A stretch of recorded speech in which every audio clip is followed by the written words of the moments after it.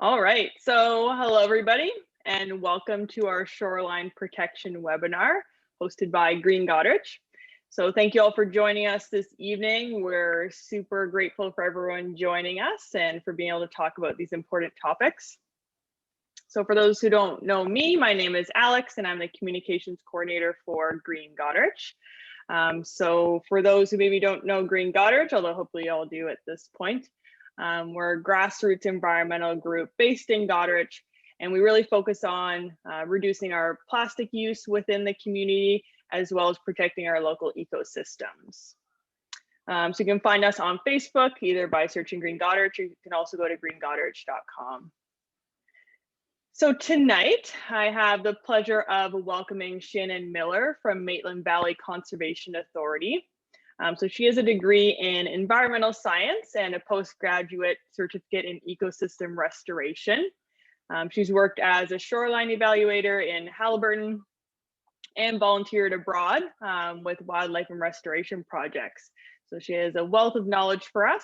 She's been the shoreline technician at Maitland Valley Conservation Area for the past 2 years now.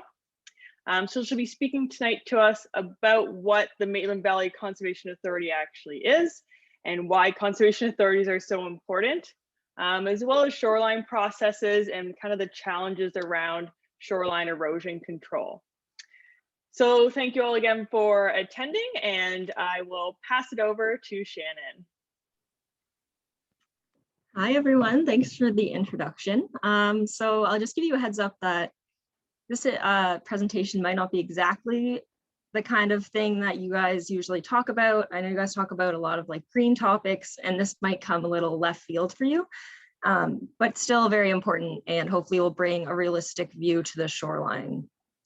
So I will share my screen for the presentation.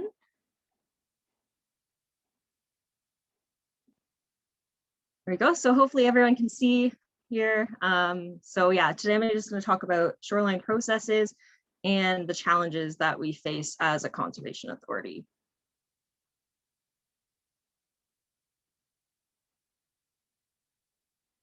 So first of all, Maitland Conservation, we have a bunch of different departments. So we have the Flood and Erosion Safety Services Department, and they do a lot of flood forecasting, planning and regs, and then that also falls within the shoreline category that I'm going to talk about today.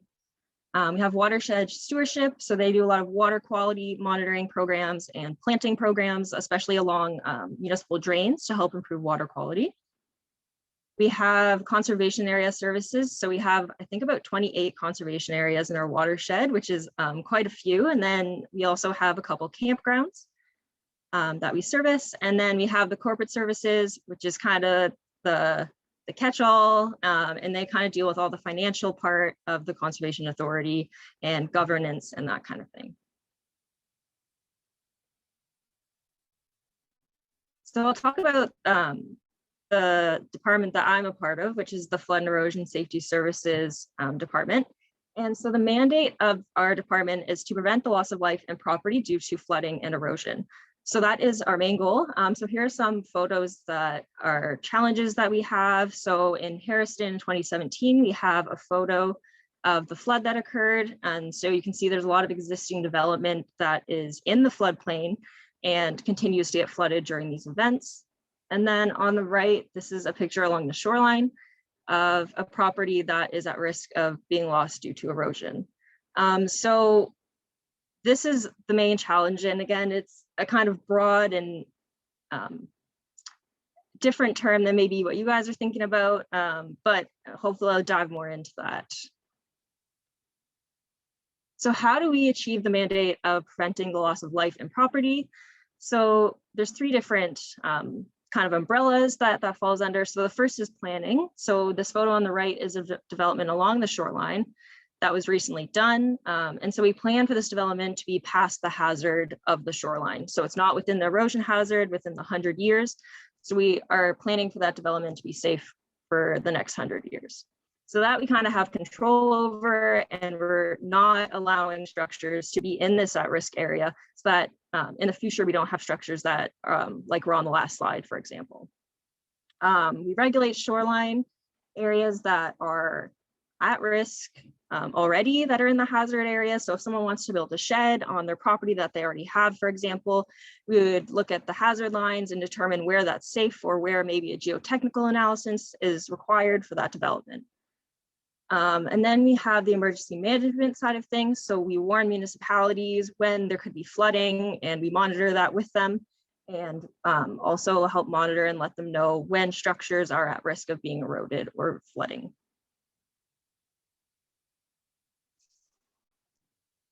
So now I'm just going to dive into the coastal processes part of things. So this is kind of what is happening along the shoreline and why is it happening.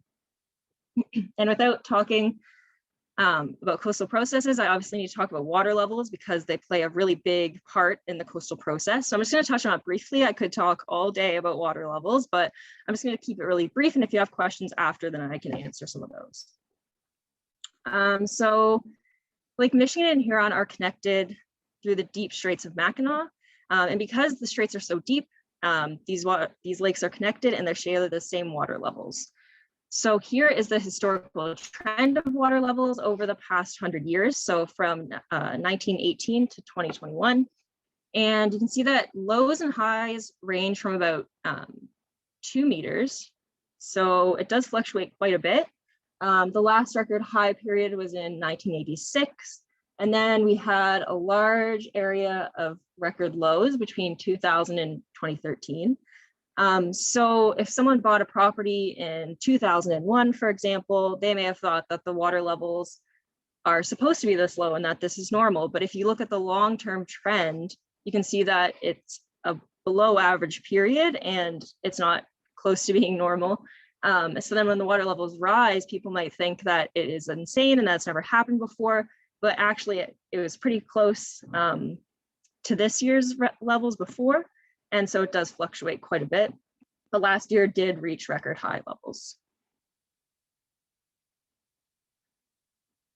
So now I'm going to talk a bit about energy balance along the shoreline. So this is really why things are happening the way that they are.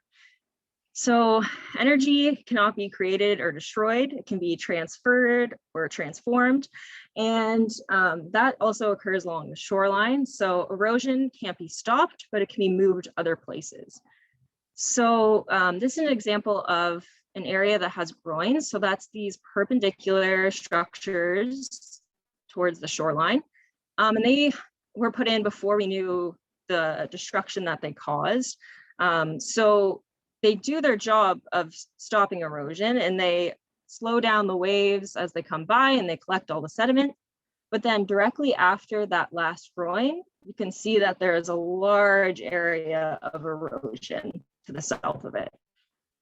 So we don't permit groins anymore because we know now that they have these catastrophic impacts to the south. So these aren't permitted anymore, but again, energy, it needs to go somewhere. So if it slows down in one spot, it's going to increase in the next spot.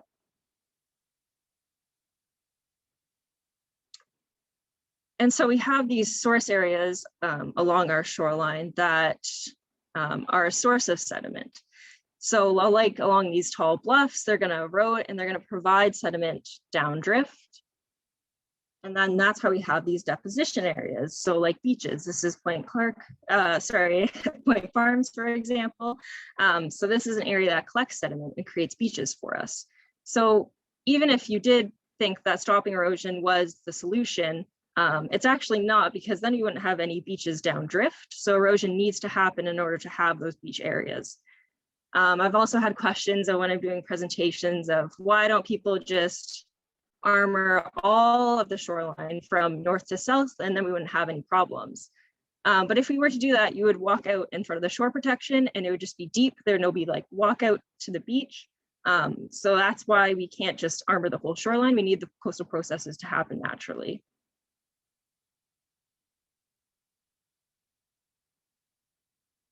So this is an area along the bluff. And I'm just going to go over a bunch of different factors that have an influence on erosion. Some are more obvious than others. So this first one, I'm sure people are pretty aware of, is the erosion at the bottom of the bluff. So this is the waves hitting the bottom of the bluff and eroding that way. And we see this. So it's pretty obvious and a lot of people are aware of this. And then we have stream and gully erosion. So the gullies that eventually end up into the lake, they erode along the sides of them. And so they can erode that way. And then we have something called overland flow. I'm sure some people have seen this, where if there's a big rain event or a big storm event, there's lots of water running over the top of the bluff or along steep cliffs, and then that can cause erosion that way. In this example, it's making kind of rills along the shoreline, but it can be more minor, obviously. And then one that might slip our mind sometime just because we don't necessarily see it is the groundwater seepage area. So wherever that groundwater zone is, especially in the fall and the spring, it becomes really saturated and really wet, and that adds a lot of weight to the bluff. So that can make it unstable and cause failures to happen. So it's not just necessarily the toe erosion or not just the gully erosion, it's really all of these things having a collective impact on the bluff.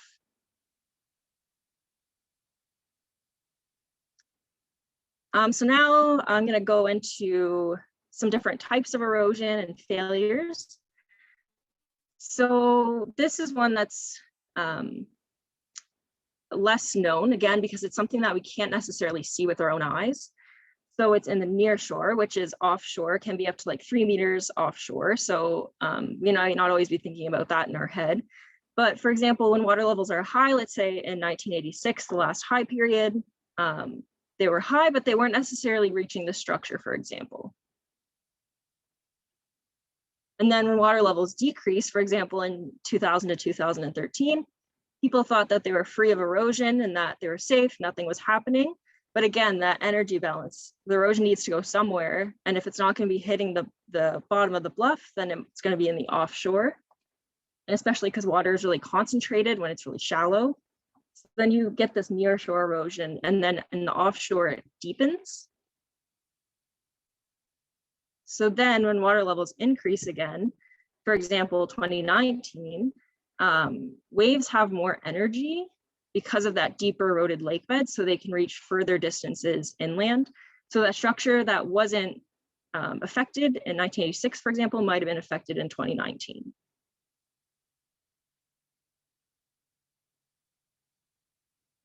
So that's in the offshore. Now I'm going to talk about some failures that can happen onshore. So here's a bluff area, and this red area is kind of a plug, and it's holding up the top of the bluff there. And then once in high water levels, when the toe erodes, this area is really unstable because it has nothing holding it up anymore.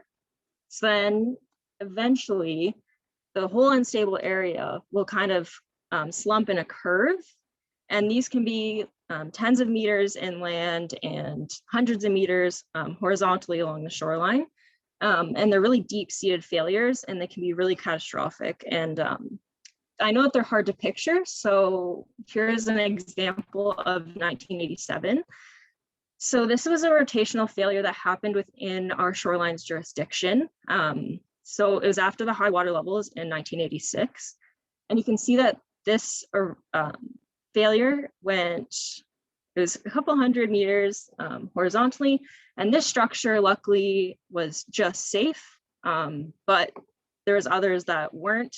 There's others in the background that also got lucky there. And then once something like this happens, the next rotational failure will be behind the past failure that happened. So it would be over here, for example. And again, so we actually don't know the timing of when a failure will happen, but for instance, this one happened right after high water. It could be 5 years after a high water event or that toe erosion. But one thing that we do know is whatever erosion happens at the bottom of the bluff will happen at the top of the bluff. So let's say 10 meters erodes from the toe, then we know that the next failure will be 10 meters, or it could be a combination, it could be 5 meters, and then in 5 years, another 5 meters. All we know is that it will catch up eventually at the top. So another type of failure is kind of a landslide type failure. So this is an example in May of 2019. you can see that it was just kind of impacting the top. It wasn't like that deep-seated failure that we saw in the past slide. It's just the top kind of slipping. So example, it could be a mixture of this and a rotational failure that affects the bluff. But again, there's no way of predicting which one it will be or what combination it will be. And then this is another kind of type of erosion, which is called like creeping, I call it. So we actually took this photo this year in March. So we still had some sea ice on there. So that's why the bottom looks kind of distorted. But so you can see that once the groundwater is saturated, this was after the spring melt, it kind of seeps out into the bluff. And so a lot of you probably know, and in the summer you can go out and kind of knock on the bluff and it will be like rock hard. But in the spring and in the fall, when it gets saturated, it kind of oozes and it's like seeping. So yeah, this is kind of like a creep.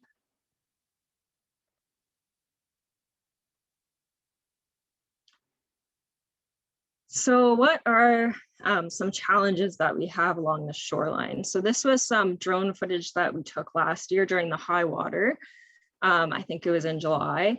And so these people had put in shore protection recently. I think it was in 2017 that they did it. And in one storm event, it took all of their wall.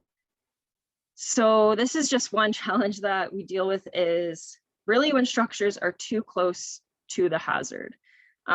Again, like when I talked about the planning, we have control over the planning side of things. We know where development will be safe.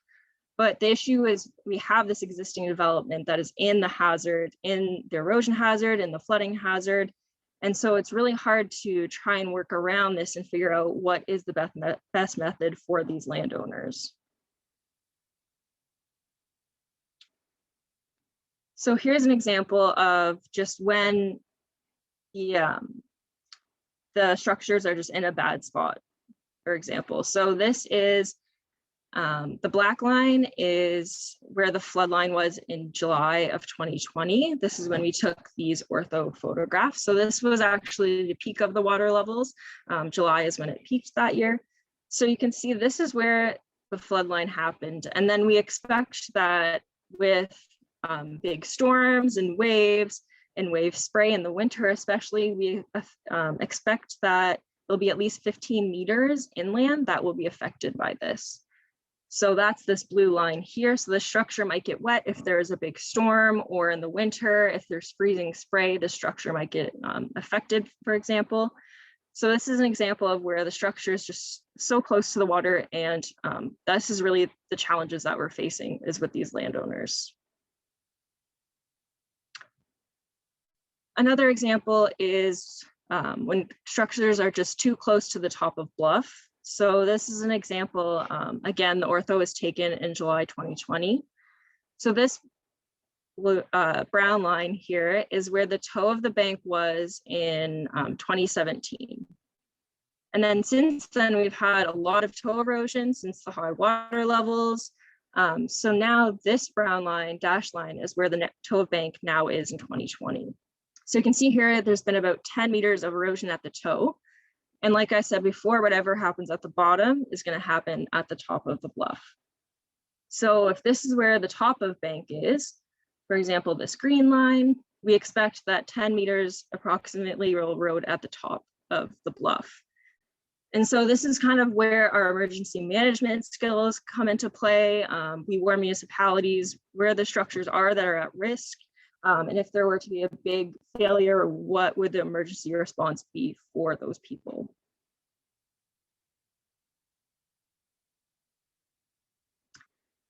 So now I'm just going to touch on shore protection. So here are just some example photos. I'm sure you guys are familiar with the one on the left. This is the Goderich shore protection that they have in.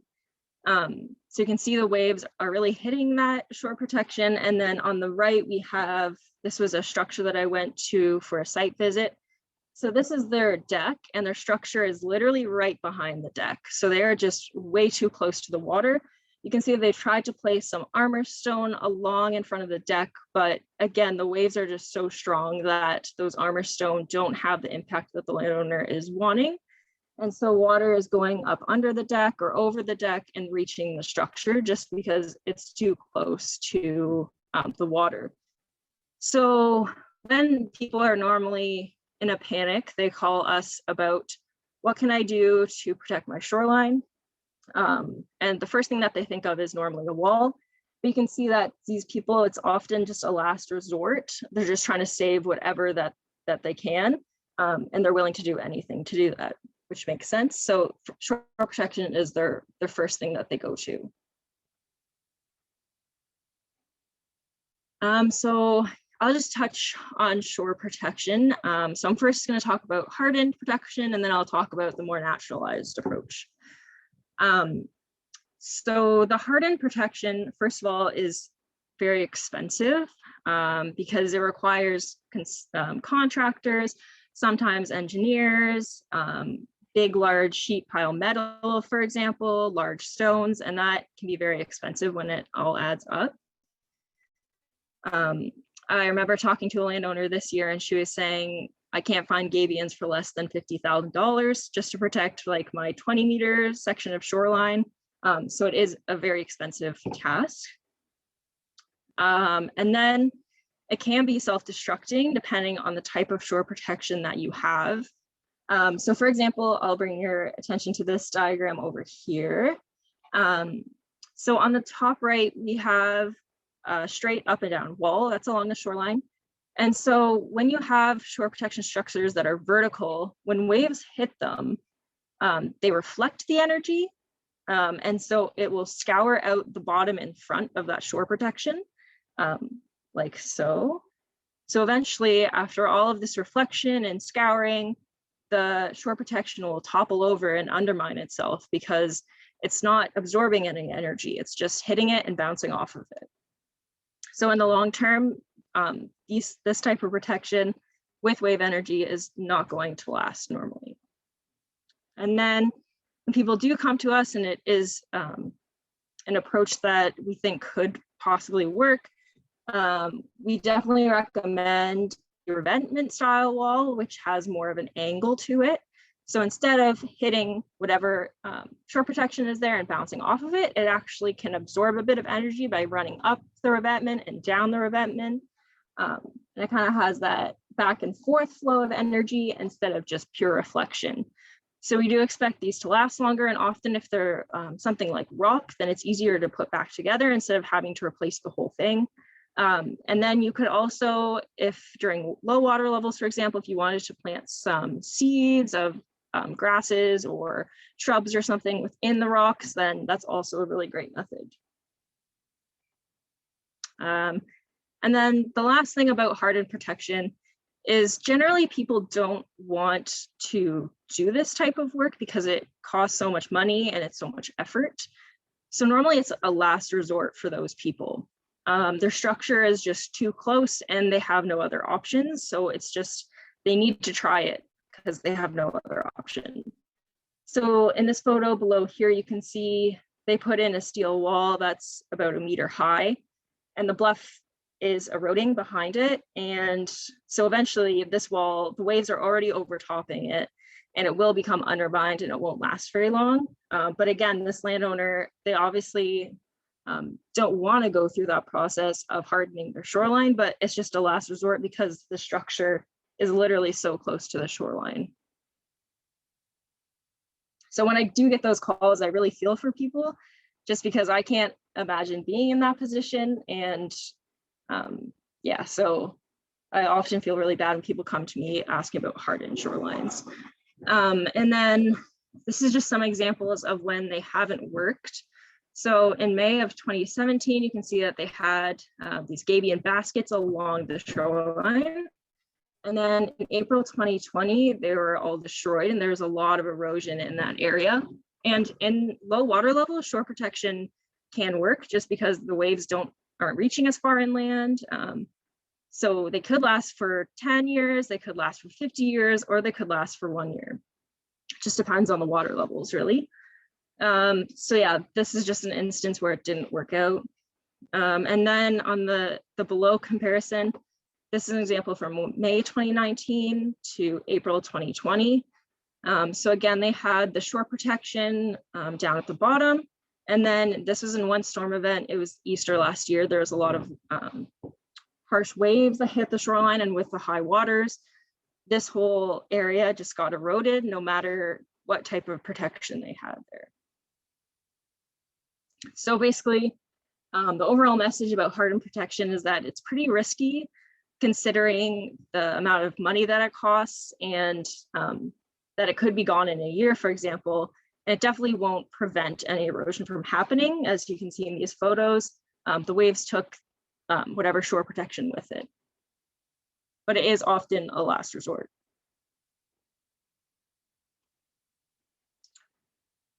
So now I'm going to talk a little bit about naturalized protection. I'm going to talk about it a bit, but I just want you to know that the Coastal Center is a great resource for naturalized protection inquiries, and they can help with a lot of questions that you have about that. So I'll just give a little plug there. But so naturalized protection like trees and dunes are definitely less expensive than those expensive $50,000 gabions, for example. So it's kind of less risky if you put it into perspective that way. They provide habitat for birds and butterflies, lots of great habitat provided by those dunes and the trees along the bluff, for example. Having those dunes there, for example, is going to slow down waves that are coming at those structures, just because it increases the amount of friction along the shoreline. So it's going to slow down the water reaching it. And it's also going to catch any sand that's about to become eroded from the beach. So that's really great thing to have a dune. And then also if you're planting trees along the top of the bluff, for example, it might slow that overland flow that's going over top of the bluff. Another great thing about shore protection is that it extracts groundwater. So when I pulled up that diagram of the bluff and it showed like the groundwater, the overland flow, the gully erosion.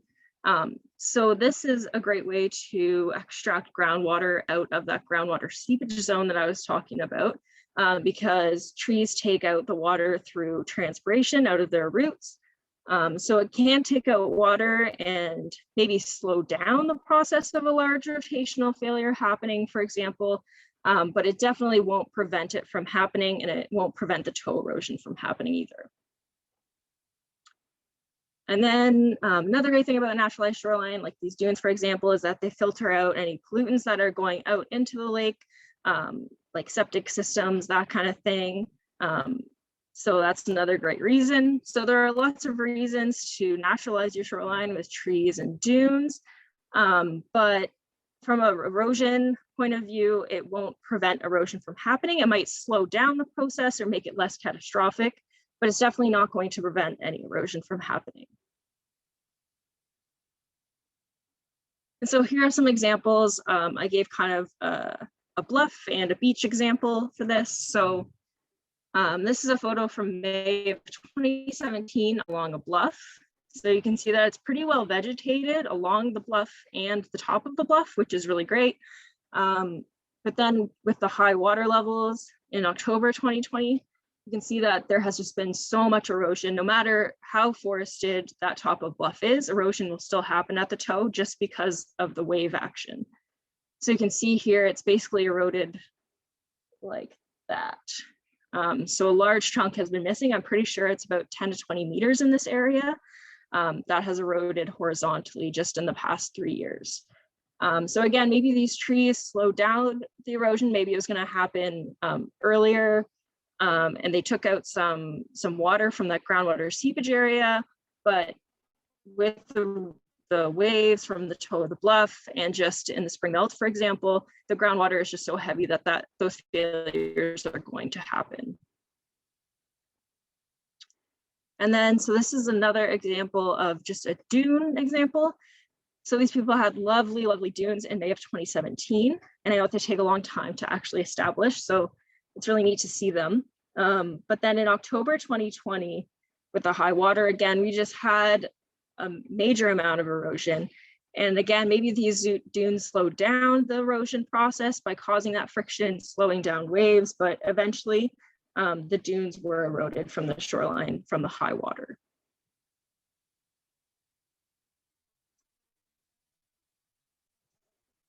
So I know I'm bringing a lot of bad news, but it's just a realistic point of view that, you know, we can plant a lot of trees and it might help the process a bit, and plant those dunes. It definitely won't hurt to do those types of things, and we encourage them.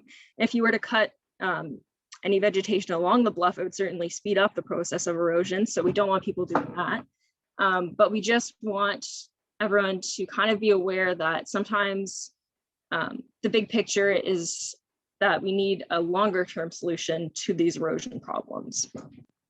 So this is a photo of what we consider a long-term solution to protect property and life from erosion and flooding, is to actually relocate structures away from the hazard. Again, we don't necessarily want to stop erosion because we don't want to impact people to the south of us, and we need our beaches. So instead of trying to stop erosion, maybe the long-term solution is moving structures away from those areas. So this is a photo. This was in 2017 on the left. So this landowner had tried to seed the bottom of their bank to try and prevent erosion from happening. They have some great trees here. But in 2020, there was a lot of erosion, and we had talked to this landowner about moving the structure. So in 2020, they actually relocated the structure back from the top of the bluff. So this is definitely a longer term solution, and it's not harming any neighbors to the south of you. And in the long term, the structure will be safe. And if you look here, it's really hard to tell because people like to terrace a failure when it happens. But this structure was actually in the 1987 photo that I showed. So it was in the background, and the top of bank is actually that yellow line there. People might think it's down here, for example, but it's actually up here. So when the next failure comes, it will be behind that yellow line. So probably somewhere in here. So that's why we had advised this landowner to move their structure as soon as they could. And luckily they had room to do so, which is amazing, but it is definitely a lot of work for the landowners to do this. And yeah, it's just when people also are looking at purchasing structures, for example, or property, they may think that they have a lot of room because when people terrace the property, it looks completely different, and they wouldn't even know that a failure had happened or that there was an erosion problem. So that's why we definitely like to talk to any landowner who's about to purchase a property.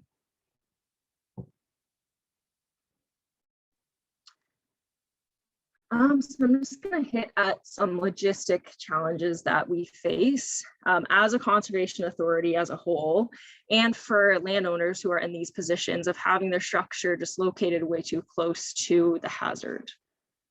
So the first one is that it's difficult to relocate structures. Again, it's usually a last resort for landowners, and we suggest them moving the structure instead of putting $50,000 into a Gabion basket, for example.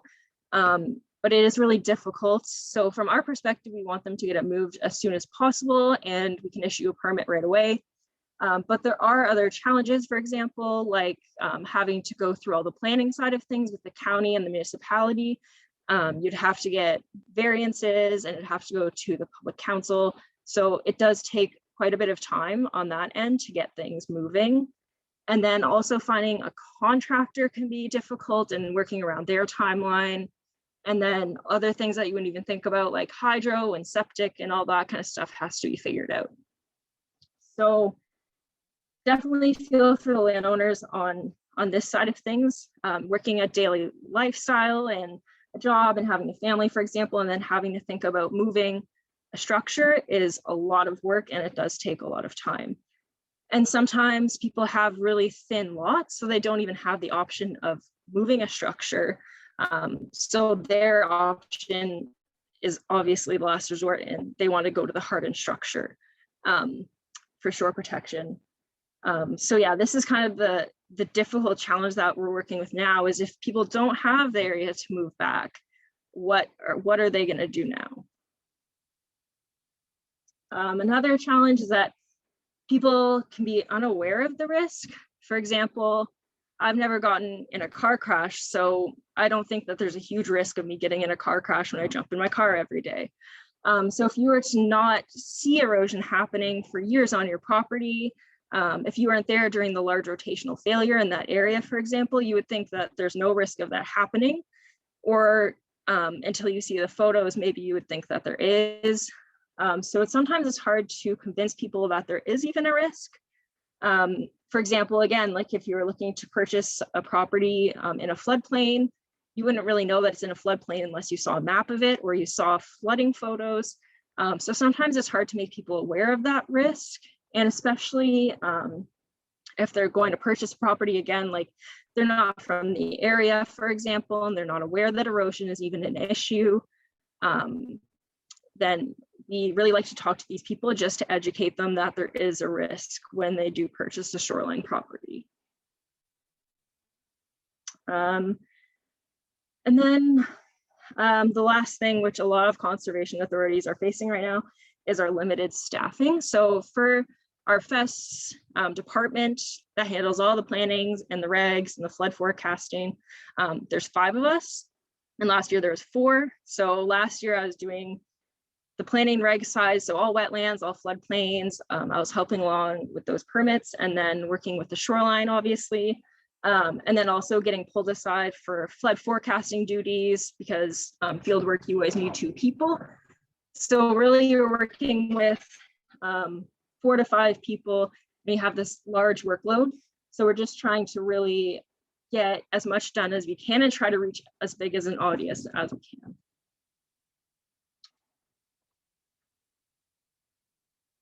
So for us moving forward, as a conservation authority, what we'd like to do and what we have in the works is kind of continue this education. For example, this presentation is a great way to reach so many people.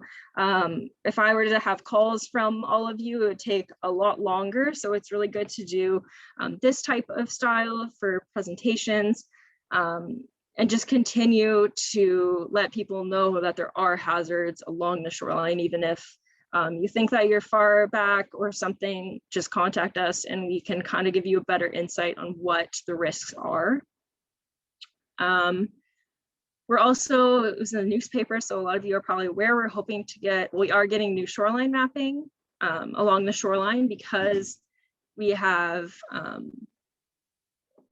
got funding through the municipalities, which is really awesome. So the project is starting soon. We're sending out requests for proposals for consultants to help us out with the work this year. And then in 2023, we'll hopefully have all the mapping done for that project. And this is really important because we've seen so much erosion and so much flooding over the past year with the high water levels. So we need to mark that down, see where everything has happened, and then kind of move our hazard lines so that we can adjust for the erosion and the flooding. And then the last thing is trying to understand the impacts that climate change will have on the shoreline. So there's been a lot of work on other Great Lakes for studies about what will happen with climate change. Will there be an increase in flooding or lower water levels? You know, what's going to happen? So we would really like to understand this more, and we're hoping to have this done with our mapping, just to have areas that are without the climate change impacts, and then the mapping that is with the climate change impacts. So things like, again, will water level rise or fall, or what will be the impacts if we have warmer winters, for example, and we have less ice along the shoreline protecting from waves? Will that increase erosion in the winter? So there are things that we're still trying to learn about the shoreline and just trying to continue with our education. And yeah, I guess that's it. I might have been a little fast, but again, the Coastal Center is a great resource for naturalized shore protection options. And then the U.S. Army Corps of Engineers is a really great resource for water level data. They update their water level data weekly and monthly. So it's a really good source. And yeah, I guess I'll take any questions that people may have. Again, sorry for the kind of realistic and harsh approach to this, but it's really good that people kind of know all of the struggles that people are going through along the shoreline, even if they aren't the happiest.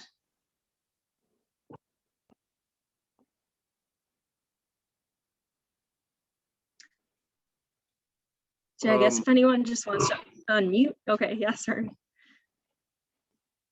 Can I go ahead? Yeah. So you talked about up at the top where you can do subsurface and surface drainage. I know of a few areas that have done that. Does that help a lot? And is there going to be a lot more work done like that? So kind of like taking water from like eaves troughs, for example, and kind of diverting it down to the base of the bluff? I know there's been some ditches, like open ditches, dug parallel to the bank, but back maybe 50, 100 feet or more, where it doesn't allow surface water to make its way towards the bank, and also field tile drainage that have put in there to keep, as you talk, all that soil gets saturated, it becomes heavy. Yeah. So what about preventive work that way to try to keep that area drier from water migrating from in on the farmland? I see. Yeah. So yeah, it's a tricky one. So I have had a group of landowners come to me about groundwater zone, because they say like in the spring they can hear it, and it's obviously they think is the main issue of erosion for them. So what we encourage people to do is contract a geotechnical engineer and get their perspective, because geotechnical engineers can kind of drill the ground and they create boreholes to figure out where that groundwater table is. If it's like 20 meters deep, for example, trying to engineer something may be more difficult, or if it's really close to the surface, maybe something's more doable. But we do encourage people to contact engineers who are kind of looking at doing that kind of work. I see. I enjoyed your presentation very well. Oh, that's good. Hopefully, again, it's more of the depressing side of things, but the more realistic approach to what we're seeing along the shoreline. One other question I had, so species of trees or species of plants and grass and all that you could plant down on the soil, do you have some references for that? Yeah, so again, the Coastal Center has really good resources for that. They have fact sheets on plants for planting along bluffs specifically, or gullies or dunes. So I'd kind of lead you their way for the type of species. Okay.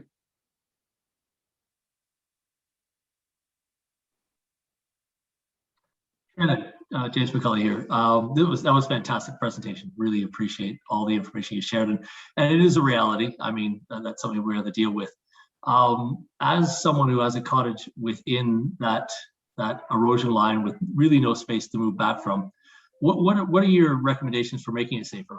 I mean, there's only so much, even as you pointed out, with the natural barriers to do that. I mean, I don't want to be in a position where I'm just waiting. Right. I know we're at a high point now, and it's probably going to, look very promising as it goes down until it comes back up again. But while it does that, are there mitigating factors we can take or things we can do? I know that you talked about some of the hardscaping stuff.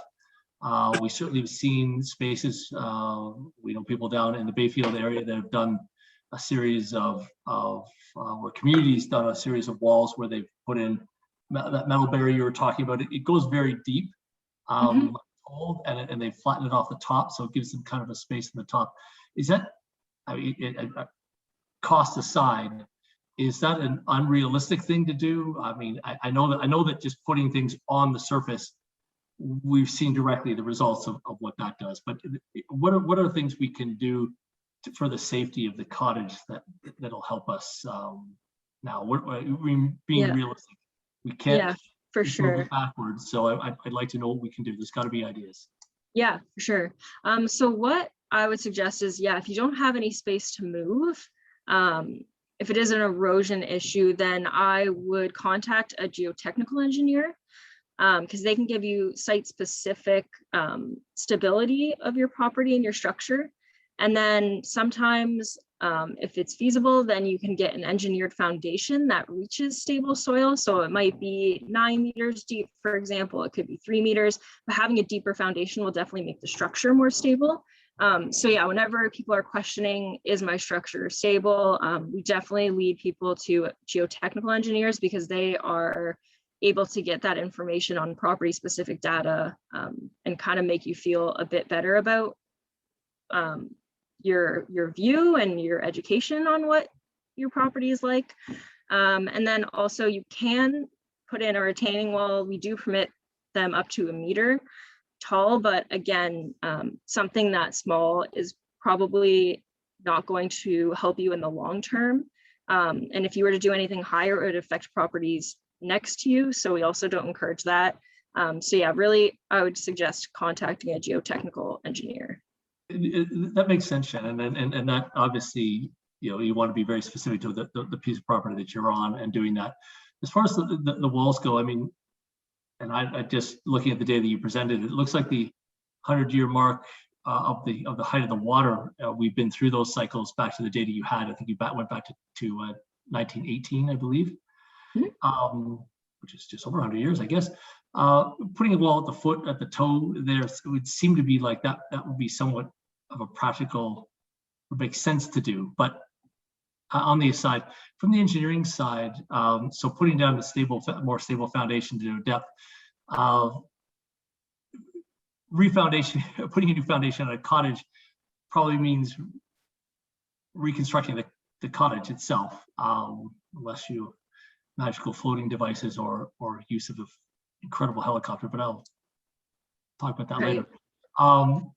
So is that come part and parcel? So as you look at these structuring, working with these geotechnical engineers and working at replatforming or recreating the foundation for your cottage, that the rebuild would be included in that, or what's the story? And just tack something on. Is there a guideline that you use as a conservation authority that says, hey, if these things are done, that's going to be satisfactory in our eyes? I mean, there's got to be, based on data alone, where where the lines are and the data are. I mean, the geotechnical and technical engineers are going to be more precise. There's got to be guidelines that say if you're meeting these criteria, you can move forward. Is that the case, or am I just kind of guessing or hoping a geotechnical engineer and you work it out? Yeah, so they do know. A lot of them have worked with us, so they are the initial point of contact, and they'll get all the data for us, and then we'll review it and make sure that it is to our standards, and that we approve of it. And then just to get back to like the logistics of getting a foundation and stuff, it's definitely good to talk to a contractor about that as well. Just because I'm not going out there doing that kind of thing, obviously, but they're a really good point of contact just to see what is realistic in their eyes. And then just to note that normally when we see deep foundations, there are helical piles that go in, just because that's kind of the easiest route to go, and they can get really deep. So I don't know if I answered all of your questions, but if you want to send me an email, or we could have a phone conversation too after, then you do that as well. That was good. I mean, there's some pretty interesting engineering solutions out there now that are, again, they're interesting to look at. We've had a quick peek at. I'm kind of curious about how you working with the geo engineer, you review it to make sure it meets your approval. I'd be really interested in what in that obviously is something that you're looking to work against. I'd love to know what you're working against as we look at that and work with different geotechnical engineers, other engineers, and construction firms to know what target we're aiming for. Really would be very helpful. It seems a little bit wishy-washy, and that it looks like we've got a lot of data and a lot of targets that we're looking for here. I'd love to see it a little more concrete. Yeah, for sure. And then also hopefully with our new mapping, we'll be able to update the hazards, because the water has been higher than we have been expecting. So with the new mapping, we should get a better idea of where the hazards are now compared to a couple of years ago. Excellent. When's the new mapping coming in, Shannon? I forgot if you give it a precise date or not. Oh yeah, so 2023, we're hoping to have it finalized. Okay. It's a pretty large process. I wish it was sooner, but yeah, it does take a lot of work to get that done. Awesome. Okay, thank you. I'm sorry I've monopolized a lot of time there for everyone else. So. Shannon? No worries. Shannon? Yep. Bill Fannon's still here. Union Side Road on the Okay, lakeside. yep. Our place, we lived there permanently. It was built in 1923, actually, and the whole around the bank, we're up 60, 70 feet from the bank side, from the shoreline. And the slope goes down on a degree that's not too bad. It hasn't been, but over so many years, there's been so many changes to the bank. Now the clay is breaking off. Neighbors to the south of us, we're kind of just turning off Union Road onto Fuller Drive. Okay. Their banks, terrible, and it's horrible to see it go, but that's nature, and you really spending millions of dollars. You can't stop it. But what my concern, another concern is, about 18 years ago, the municipality put a municipal drain in to drain Hayter's Field that's behind us, and that's caused major disruption to the shoreline over the years at different times, at different years. When they first put it in, terrible. Like it just gutted right out the whole beach, and people lost a lot of beaches to the south of that. It's kind of stabilized now, but it's still, when it really pours, it does damage to the shoreline. We knew that was going to happen. We tried fighting it, but you can't fight the municipal drains. They go in. And anyway, my neighbor next door has quite a large crack, about 70 feet up from the base of the bank, going back up towards where the house is. The clay is huge crack in it, and we've been telling her to, better, because we're right next door, better do something about it, because that's not good. So these engineer should be looking at that, you think? Yeah, geotechnical engineers. So yeah, that is another great point that I should have mentioned, actually. So again, like I was saying, we can't exactly predict when or what type of failure will happen, but if you do see a crack that's running parallel to the shoreline, absolutely. yeah, then that means the land, obviously, west of that is going to fail. So that whole chunk will eventually go, and you should definitely call either us, and then we'll probably, depending on the situation, contact a geotechnical engineer or have the landowner maybe do that. But yeah, definitely feel free to give us a call first if you're concerned about that. Absolutely. And I just again, failures can happen without those cracks. So if you do see them, it's a sign, but sometimes it can happen without those signs. So just a heads up for everyone. Yeah, I mean, people have lost 20, 30 feet of the bank, right? Has gone off. And over the years, it does change. Last year, of course, everybody had no beach. The water was right up to the bank line. This year is different, it comes and goes.